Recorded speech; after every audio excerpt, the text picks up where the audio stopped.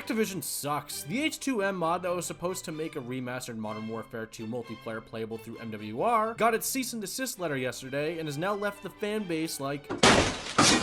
Much like Thanos, this was almost inevitable, as nearly every mod project that aims to create a positive experience for the Call of Duty fanbase ends up seeing one of these nice letters in the mail. What sucks the most is this was probably the closest we'd ever get to seeing a Modern Warfare 2 multiplayer remaster. Add in the fact that Activision was able to make money off a 7-year-old game which literally got a price cut right before to help generate sales, scumbags, makes the feeling all that much more worse, which has now left players review bombing the game and requesting refunds from Steam. Jeff from Produce says, money-hungry overlords at Activision allowed the H2M mod to continue development for years before hitting the team with a cease and desist. This was clearly deliberate, as Activision literally put Call of Duty 4 Remastered on sale the week of the mod preparing to go live, to then go on and become one of the top selling games on Steam, despite being 8 years old, and then sending out the cease and desist letter the day the sale ends, plus the day before the mod was officially meant to go live. Your company is not slick, and we all can see through this charade. Was looking forward to Black Ops 6 as well as for zombies and multiplayer, but after this news, I will refrain from buying any future Call of Duty games.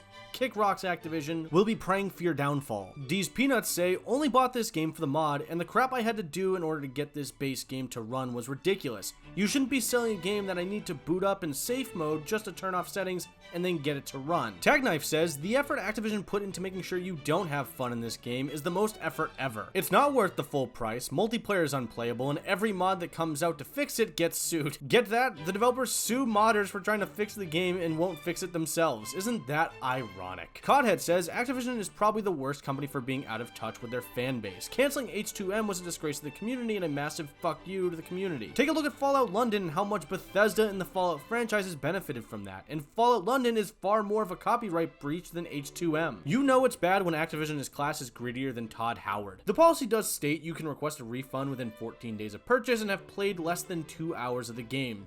Buckle up. Activision can literally go fuck a horse. For the last, say, 4 years, you have done literally nothing but spit in the face of every player that has continued to support this disaster of a franchise through some of the worst times in the franchise. We've dealt with a cheating epidemic, horrific game design decisions, developers blatantly ignoring feedback, and games that were clearly nostalgia bait, that way you could boost your sales. Only for you to ram half-ass DLC down our throat along with the content that we already bought that you reskinned in a Modern Warfare 2 2022. Your former CEO Bobby Kotick was a piece of shit, and the mere thought of a team of modders developing something with more passion and care than you've published in the last 4 years literally makes you so self-conscious that you tactically nuke any hope of it from hitting the internet. The list of games you've published in the last 4 years indicates that you plan on making Call of Duty the Hugh Jackman of video games, with your list being Tony Hawk, Crash Bandicoot, and Call of Duty. Wow, 2004 is freaking out right now. The H2M mod was a great idea. It was free to play for all players as long as you bought MWR, which Activision would benefit from. Hell, maybe if Activision was smart, they would have funded this group of modders that clearly cared about this project so much and were gonna deliver on something that the player base had been begging them to deliver on for years, and maybe even Activision could have profited off of that. The mod not only would have been a full remaster of Modern Warfare 2's multiplayer, but would have also added new content like camos or weapons to the game. There was so much potential with this thing, yet Activision, the minute they see any competition to their main game and see it as a threat, they send out a nice little cease and desist letter. So here's my thought. If you want to hit Activision where it matters, return the game if you can. Leave a negative review, but more importantly,